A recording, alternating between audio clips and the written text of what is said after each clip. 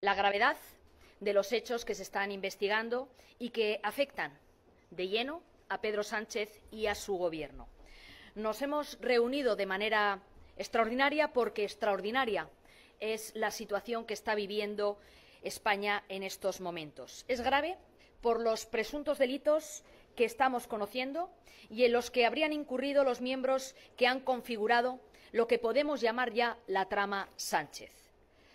La Audiencia Nacional, Central 2, el caso PSOE, organización criminal, cohecho, tráfico de influencias, malversación de fondos públicos, delitos contra la hacienda pública y blanqueo de capitales. Juzgado de Instrucción número 41, caso Begoña, corrupción en los negocios, tráficos de influencias, apropiación indebida. Audiencia Nacional, Central 5, caso fraude de hidrocarburos, delitos contra la hacienda pública, organización criminal, blanqueo de capitales. Juzgado de Instrucción número 3 de Badajoz, caso hermano de Sánchez, tráfico de influencias, prevaricación y malversación de fondos públicos. Es grave, asimismo, por los detalles desveladores alrededor de todos esos casos y delitos. Empresarios llevando presuntamente bolsas de dinero a la sede de Ferraz, es decir, a la sede del Partido Socialista. Mentiras flagrantes del presidente del Gobierno acerca de la llegada de una vicepresidenta de Maduro que negociaba la compra-venta de lingotes de oro con el entorno más cercano del número 2 del PSOE, los chicos de oro, como podemos ver. Dinero público que paga el acompañamiento de una mujer, Jessica, al hombre fuerte del PSOE. Comisionistas que compran chalets para el ministro de Transportes y número 2 del PSOE y que pagan también el alquiler a la pareja del mismo. Infiltrados de la trama corrupta en la Guardia Civil, comprados por el portero de un prostíbulo. Una presidenta del Congreso cuya confianza con los cabecillas de la trama era tal que tenían permiso para referirse a ella como cariño. Expresidentes autonómicos de Canarias y Baleares, que hoy son autoridades del Estado, mandando a personas ahora encarceladas el teléfono de sus consejeros para que hicieran pagos a una trama corrupta. Es grave por todo esto y es grave también por los silencios y las mentiras cuando han hablado del propio presidente del Gobierno. Nadie miente ni nadie calla, salvo que tenga algo que ocultar. No solo lo sabían y lo taparon. Tras las últimas informaciones que se han conocido en los últimos días, ahora también sabemos que en la trama era conocido como el número 1. Por ello, por la gravedad de la situación y de los últimos hechos que hemos conocido en relación a la presunta entrega de dinero en efectivo en la sede de Ferraz, les anuncio que mañana mismo el Partido Popular va a presentar una querella en el Juzgado de Instrucción número 5 de la Audiencia Nacional contra el Partido Socialista por presunta financiación ilegal, cohecho y tráfico de influencias. Nos vamos a querellar para que se investigue hasta el final un escándalo sin precedentes. Todo esto puede ser solo la punta del iceberg de un escándalo mayor, relacionado con presunta financiación irregular del Partido Socialista, como apunta el testimonio sobre esas bolsas de dinero en efectivo entregadas en Ferraz. Los detalles que se están conociendo sobre la trama, que durante años ha estado funcionando y operando en el corazón del Gobierno de Sánchez, dibuja una corrupción sistematizada, a cuya cabeza se sitúa Pedro Sánchez.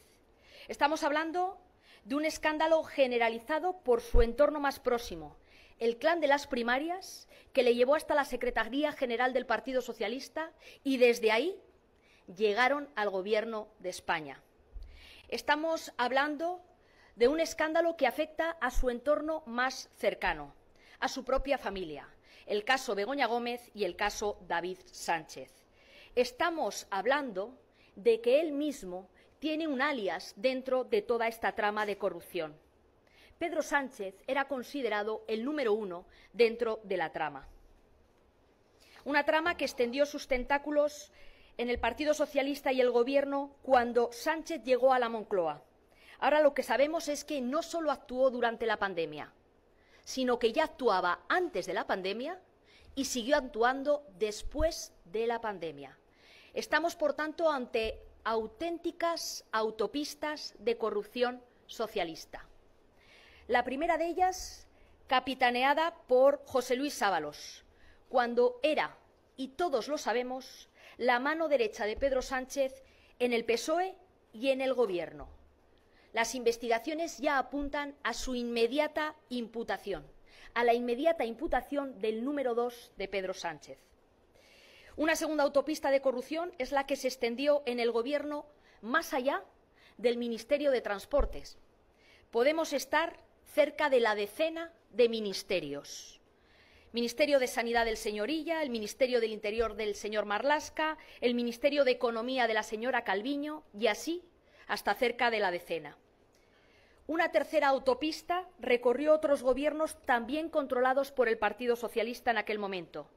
Los gobiernos autonómicos de Baleares y Canarias. Sus entonces presidentes, Ángel Víctor Torres y Francina Armengol, abrieron de par en par las puertas de su gobierno a esta trama de corrupción. La cuarta autopista no se quedó en la península. Cruzó el Océano Atlántico para hacer negocios con la tiranía de Maduro en Venezuela.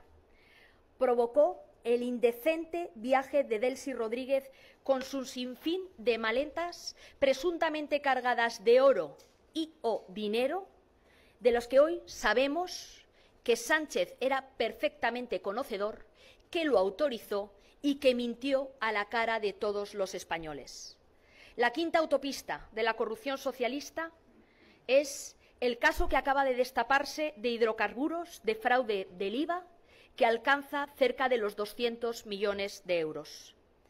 La sexta autopista es la que afecta, como les decía, a su entorno más cercano, con la presunta corrupción en los negocios y el presunto tráfico de influencias liderado por su propia esposa, y con la Moncloa como centro de operaciones. La séptima autopista es la que afecta al hermano del presidente y que ya se investiga también judicialmente en Badajoz.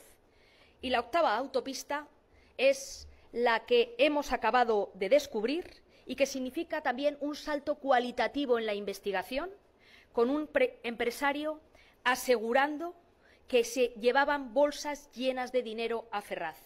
Y por lo cual, como ya les he anticipado, vamos a presentar en el día de mañana esa querella. Todas ellas, estas 8 autopistas de corrupción, tienen un origen claro.